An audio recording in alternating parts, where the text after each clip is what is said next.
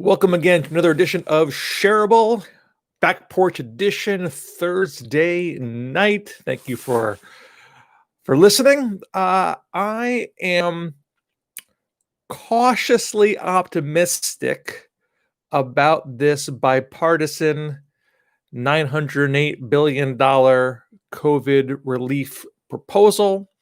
Obviously, I can't be sure if it is going to actually pass and be signed into law yet. But it is a potential sign that there are people in Washington who are looking ahead of the end of the Trump presidency and are eager to make Washington work again. And I would think the people who have gotten behind this, and that is, at least as of this moment, that's on the Republican side: Romney, Collins, Murkowski, and Cassidy of Louisiana. And there's some reporting of other Republicans who have expressed interest in hearing out the proposal and possibly getting on board. And on the Democratic side, you have Joe Manchin and Mark Warner. Excuse me for not having all the names at the top of my fingertips. Well, anyway, point being, the fact that these people came together, released a proposal that went beyond what Mitch McConnell wanted, and got a lot of positive press for doing so, very quickly got Speaker Pelosi and Senate Minority Leader Schumer to come down from their position and agree to what was offered. I mean, that at least shows the potential power that the moderate / centrist senators could have if they choose to wield it.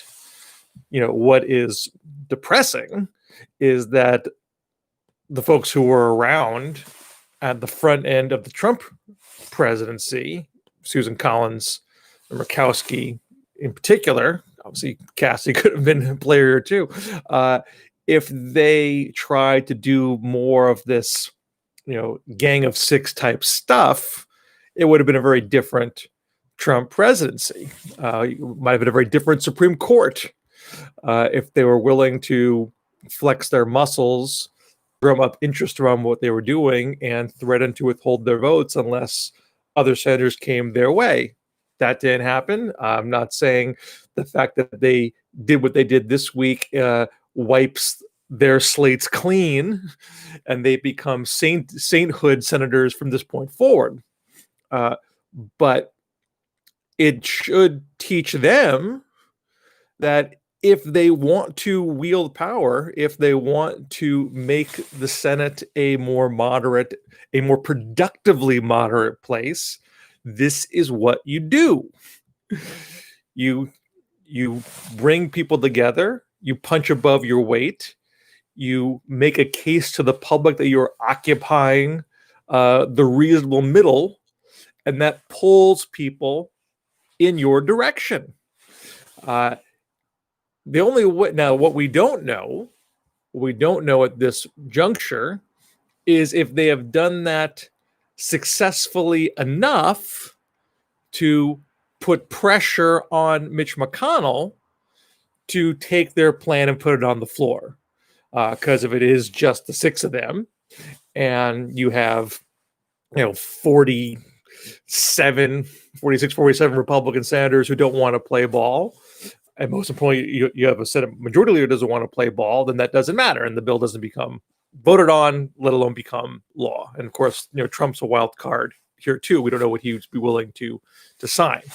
But the only way for this to work is if there is a bipartisan group of moderate senators who figure out how to use their bully pulpit, create a bully pulpit of some heft and put that pressure on McConnell. So if he doesn't act, not only does he pay a price, but the Republican Party pays a price.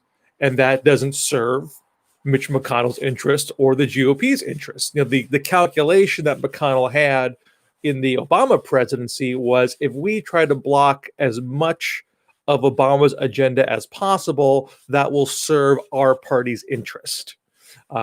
We don't believe that Barack Obama and what he's doing will seem like the reasonable position.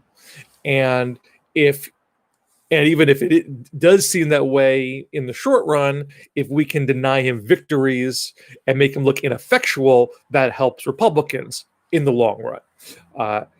And it may well be that Mitch McConnell takes that same exact attitude into the Biden presidency. The way to make that not work is to make the cost of inaction painful enough for the obstructionists. And it may be the case that it will be easier for a President Biden to achieve that goal than it was for President Obama. As much as Obama was trying to be a unifying figure, as much as I think he wanted to be bipartisan and tried to be bipartisan in the first term, and as I've argued, was successfully bipartisan actually on a number of occasions, and that gets overlooked. He still was able to be portrayed in a polarizing way, and that made it easier for Republicans to oppose the lion's share of what he was trying to do.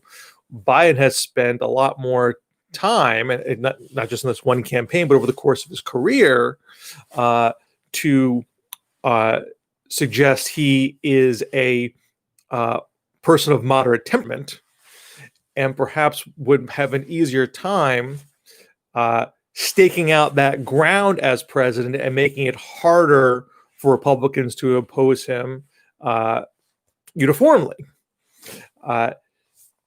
If this works, if this works without Biden directly involved, I mean, maybe Biden will cheer it on from the sidelines. He gave it, I think, a partial blessing the other day, saying, it'd be a good start, wouldn't be enough.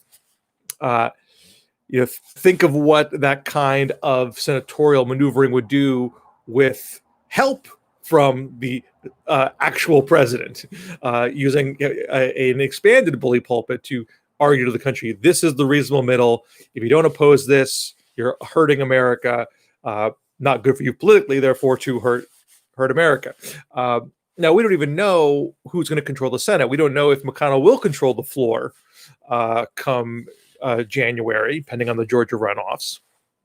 So if Ossoff and Warnock can win in Georgia, it's even easier for what's happening right now with the stimulus / relief bill, however you want to describe it, for a moderate group to come together, get that good press, because then Biden only has to pick off 10 Republican senators, which, in and of itself is not so simple, but it's easier to pick off 10 than perhaps pick off McConnell himself, who will be more attuned to the wishes of 40 plus Republican senators.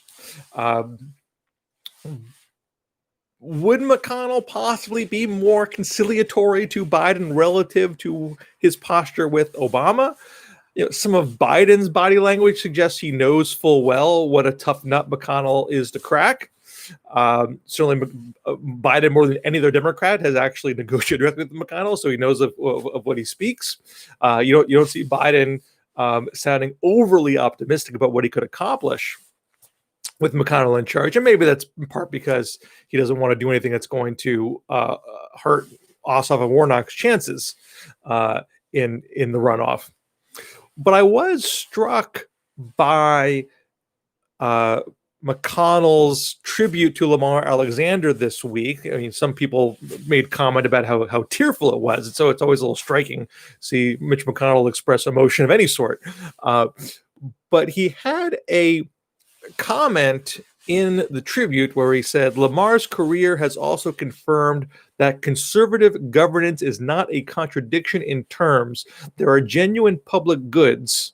It is the government's job to secure public roads, public lands, public education, certain aspects of public health. And by the way, he had a sort of awkward pause after certain aspects of in public health, knowing full well his role in trying to mangle Obamacare. But why would McConnell say that? I mean, I'm not arguing with you that this doesn't exonerate McConnell's behavior up until this point. But why would he go through the trouble of giving that philosophy in this tribute? And it suggests to me, I mean, at minimum, McConnell, I think, is concerned about being portrayed in the eyes of history as predominantly an obstructionist in chief. I don't think that's not how he wants to be remembered. So there's clearly a degree of worry in that. I mean, he knows that there is a sense out there that conservative governance is a contradiction in terms.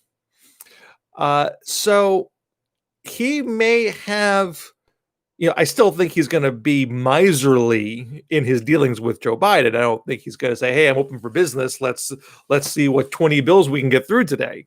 You're still going to have to twist a lot of arms and put a lot of pressure on him to see what he can cough up. But it does suggest he is aware that there is a need to communicate to the public that conservatives can govern and are interested in governing. And so if you make it easy for McConnell to obstruct you, if you put out something that can be portrayed as an overreach, as excessively polarizing, then McConnell will be all too quick to shift the blame to you for not giving him anything to work with. But it was Andrew Yang that recently said that I'm not quite quoting him verbatim, but that Joe Biden's magic is that whatever he says sounds reasonable, or anything he says becomes reasonable, becomes the reasonable position. And I think that is in many ways true, but I think you might interpret that from the Yang perspective as, well, if Biden proposes something that's really out there, he will make it reasonable. And I think that's probably too pat a way to look at it. He can't turn any old thing into a reasonable position. I think Biden chooses his positions with great care and tries to stay within the parameters of reasonableness from the perception of the average voter. And that can be frustrating to a progressive that wants to see him go bold. And again, I'm not going to presuppose what Biden's going to do. Maybe there will be ways where he does go bold, but I think Biden has the capability of staking out ground that will be seen as reasonable, and with the help of any kind of bipartisan group, even if it's just a couple of Republicans, if you have a little bit of cover there, that can really jack up the pressure on the rest of the Republican caucus. And even if McConnell has control of the Senate, you could be able to find a way to create enough pressure that he feels obligated to put a bill on the floor. The cost of having the vote is less for Republicans than the cost of blocking the vote. This obviously that logic did not work with, Merrick Garland.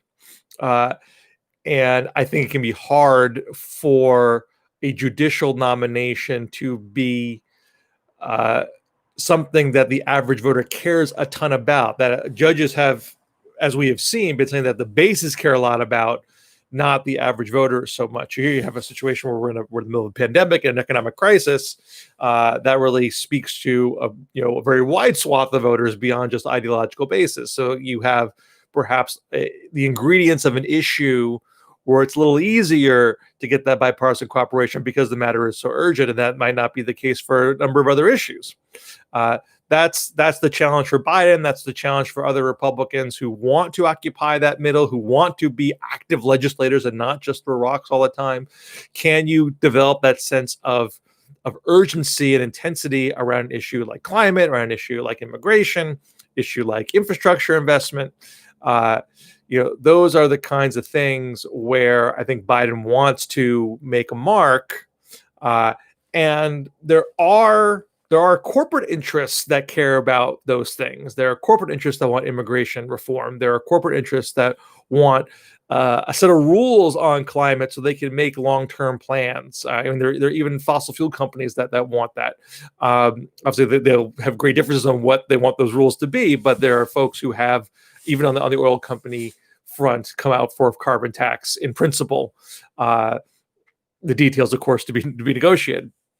So I think there's reason to hope, and not to say we should not care about Georgia. Again, it's a whole lot easier with Democratic control than Republican control. But we'll see how McConnell responds at the end of the day on this COVID package. But you're seeing how the model can work. You're seeing how a bipartisan group can really alter the narrative if they choose to throw their weight around. So that, to me, it's for those who don't want centrism to be that dominant. I understand the squeamishness there, because if the centrists have a monopoly over what is seen as reasonable, that does make it a lot harder for folks who are populist, progressive, socialist, etc., to try to do the same. And I would not argue that just because something is labeled moderate or labeled centrist truly makes it the best policy, makes it the most reasonable policy. You can certainly get very cramped in your legislating when that becomes the case. But we're going to have a narrow Senate one way or the other. And the only way things are going to get done in the short term is if there is a moderate group willing to step up, folks on the Republican side willing to take a leadership role and stick their neck out and say, hey, I'm going to do something that has been blessed by Mitch McConnell, or blessed by Rush Limbaugh, or blessed by Donald Trump ahead of time. You need folks like that if you're going to do anything. And there is some hope that those pieces of the puzzle are starting to come together.